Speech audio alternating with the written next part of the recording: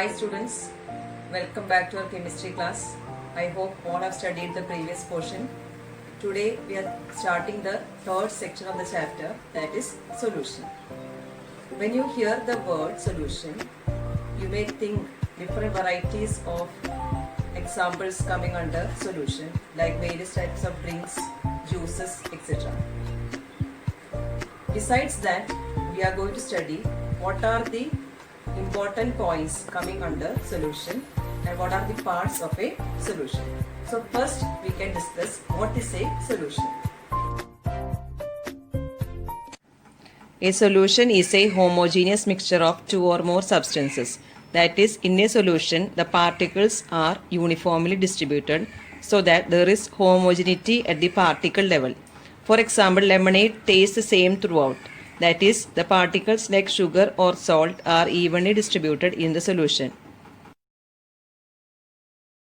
So from the example, it is clear that a solution is homogeneous in nature. That is, particles are uniformly distributed throughout. So next we are going to the main part of the portion, that is, which are the two parts of a solution. A solution consists of mainly two parts. The two important parts of a solution are as follows. A solution has solute and solvent as its components. A homogeneous mixture made up of a solute and a solvent can be called as a solution. So we can say that a solution is equal to solute plus solvent. Next we can go to the definition of solute. What is a solute?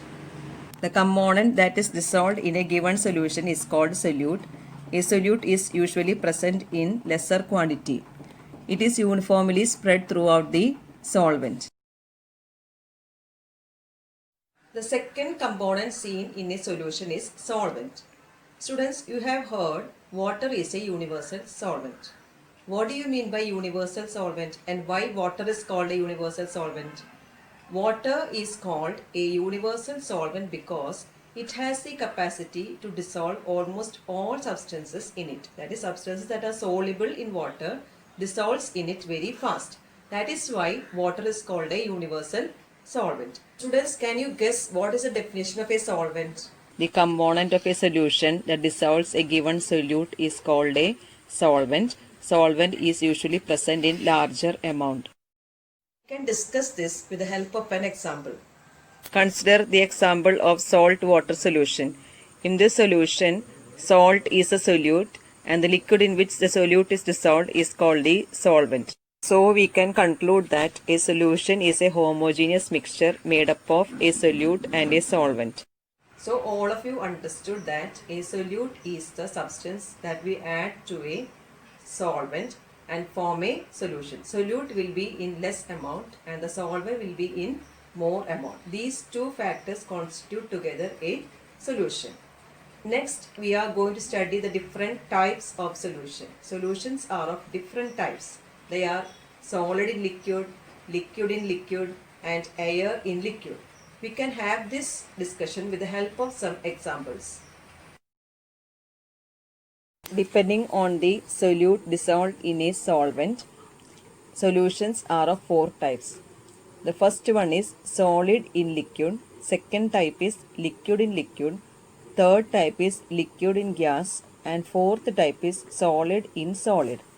For example, if sugar is dissolved in water, sugar is a solid. So it is an example for solid in liquid. Second example is alcohol in water. Since both are in liquid form, it is an example for liquid in liquid.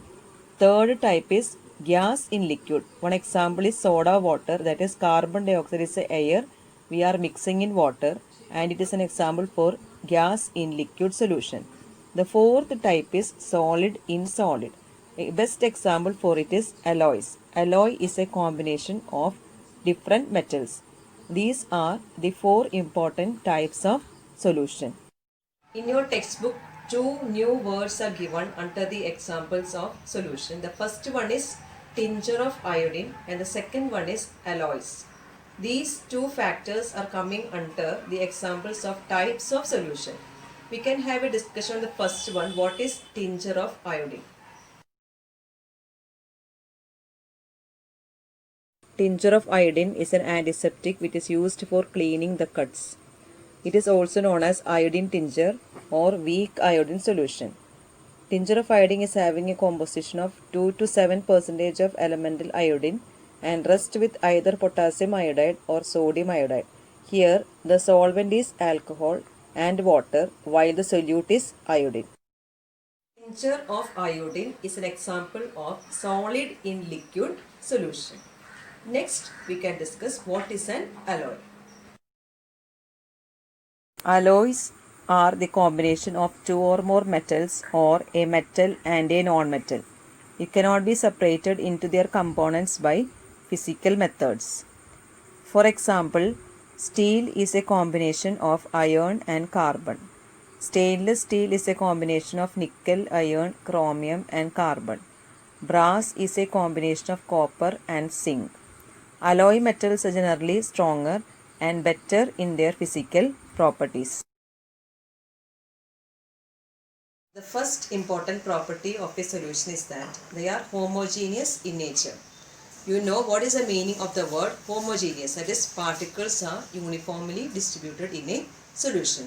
So all the solutions are having the nature of homogeneity, that is the uniform distribution of particles are seen in a solution.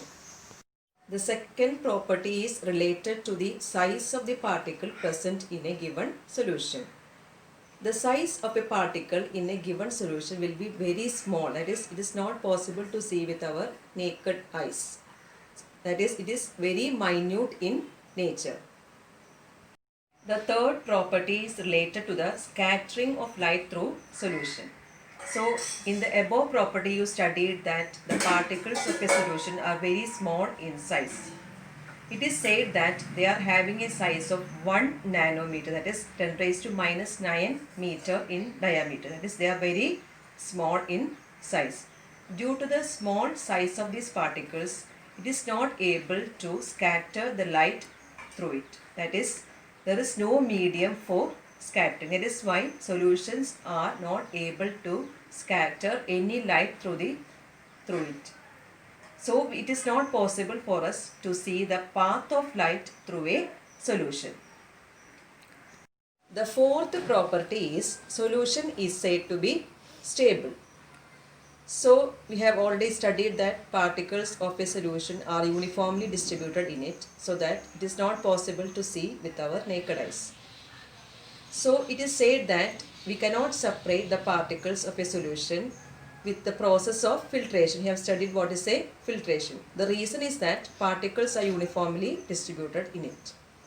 Due to this uniform distribution of the particles, all the solutions are said to be stable. So, the properties of a solution can be summarized as follows.